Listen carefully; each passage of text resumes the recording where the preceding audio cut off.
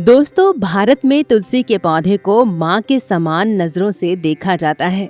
हर घर में तुलसी की पूजा भी की जाती है। धार्मिक नजरिए से देखें तो जहाँ तुलसी की पूजा करने से धन की देवी माँ लक्ष्मी का आशीर्वाद मिलता है, तो वहीं वैज्ञानिक दृष्टि से इसे शुद्ध ऑक्सीजन का सबसे बड़ा दाता माना जाता है। सद्गुरु स्वामी कृष्णानंद जी महाराज इसी तुलसी के पौधे को लेकर वैज्ञानिक तर्क देते हुए बताते हैं कि जहाँ तुलसी का पौधा लगा रहता है, उसके 10 फुट के अंदर टीबी जैसी गंभीर बीमारी नहीं आती है। पहले हम लोग बचपन में देखते थे कि बीच आंगन में तुलसी का पौधा लगाया जाता था। देहातों में, हम देहात के हैं, और एक शिव जी की छोटी सी चबूतरा बनती थी बीच आंगन में, क्योंकि घर चारों तरफ से होता था, औरतें घर में रहती थी और तुलसी का पौधा वहीं पर लगा रहा था बीच आंगन में।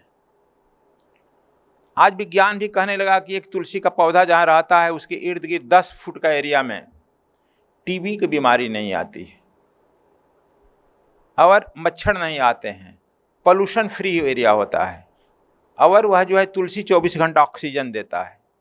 इसलिए उसको लोग तुलसी को गमले में लगा अब छत पर लगा देते हैं। जगह नहीं रहेगा छत पर, कहते हैं जाओ ऊपर ऊपर सबको पॉल्यूशन ठीक करो, हम अंदर तो ठीक बाहर कर देते हैं तुलसी को। तो खैर, तो यह हम वह उस समय की बात कर रहे हैं। आंगन बेली अलख है, तुम्हारे हृदय, तुम्हारे शरीर रूपी आंगन। जैसे आपके शरीर में आज हम आप लोगों को बताए 7 चक्र होते हैं,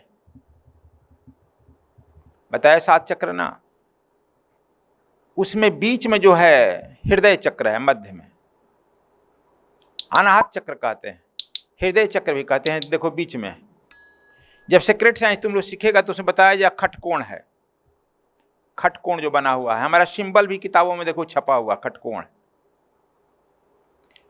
उसका मतलब क्या, यहाँ ही जो है ग्रेविटेशनल फोर्स जो है मूलाधार चक्र वाला नीचे वाला वो अपने तरफ खींचता है और यह ऊपर वाला ऊपर खींचता है। जैसे पृथ्वी अपने से निकलने नहीं देने चाहती है ऊपर, इसीलिए इतना जो है अभी रॉकेट वगैरह इतने फोर्स से भेजा जाता है आकि इस पृथ्वी के गुरुत्वाकर्षण को निकल जाए बाहर। जब इसके गुरुत्वाकर्षण को निकल जाता है तो वह चंद्रमा या और ग्रह जो है अपने तरफ खींच लेता है। उसी तरह से यह हृदय चक्र के नीचे जो चक्र हैं, आपका जितना भी ध्यान करेगा 50% समय मूलाधार चक्र पर और स्वाधिष्ठान पर लगता है, सेक्स सेंटर पर लगता है 50%। यह बात समझ लो। कहते गुरु जी नहीं, गुरु जी नहीं, यदि 10 वर्ष कोई साधना कर रहा है तो 5 वर्ष केवल वही पृथ्वी चक्र और जल चक्र दोनों है मूलाधार सेक्स सेंटर को पार करने में देर लगता है। और तुम तीसरा जो आता है मणिपुर चक्र, वो अग्नि है। अग्नि जलाते हैं तो कहाँ जाता है, ऊपर उठता है। जल गिराएगा तो कहाँ जाएगा, नीचे जाएगा। पृथ्वी तत्व गिरेगा तो कहाँ जाएगा, जल में जाएगा, पृथ्वी पर जाएगा। अब स्वभाव है नीचे गिरना, इसलिए उसको भेदन करना जो है सबसे ज्यादा समय लगता है और मन जो है वहां से विद्रोह करता है। मणिपुर चक्र में आएगा तो अग्नि के देखो ज्वाला ऊपर उठने लगता है, ऊपर वह चलने लगता है। इसलिए उसके ऊपर हृदय चक्र जो है खटकोण बना है। सीक्रेट साइंस में तो देखो समझो, तब अपने अंदर देखकर देखो, अंदर अंदर दिखाई पड़े लगा। दोस्तों, कबीर जी कहते हैं कि आंगन बेली अलख है, फल करता अभिलाष, गगन मंडल में शोध ले, सद्गुरु बोले साख। अर्थात आंगन में लगा बेली परमात्मा की कृपा के समान होता है, जिस पर लगने वाले फल परमात्मा के आशीर्वाद के रूप में होते हैं। जैसे हमारे हृदय रूपी आंगन में जब श्रद्धा और प्रेम होता है, तब उसमें परमात्मा की कृपा का फल खुद लगने लगता है। उसी तरह से कहते हैं कि आंगन बेरी, यह जो है हृदय रूपी आंगन है, यही आंगन है। इसमें बेरी है, प्रेम की बेरी लगाओ, श्रद्धा की बेरी लगाओ।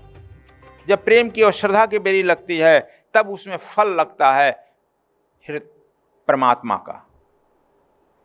और तब समाधि जो लगती है, गगन मंडल शोधिले, सतगुरु बोले सतगुरु बोले शाख। सतगुरु की शाख है आकि तुमको गगन मंडल में सहस्त्रार में ले जाकर समाधि में डाल देगा और जो वहां पर तू परमानंद में जुगो जुग पड़ा रहेगा। अब जो है काल की गति को भेद देगा, काल की गति नहीं होगा, जुगो जुगो पड़ा रहेगा। इसीलिए हिमालय के लोग चुनते हैं कि जुगो जुगो गुफा में पड़े हैं। एको घर नहीं, एक रूम का फ्लैट नहीं बनाए।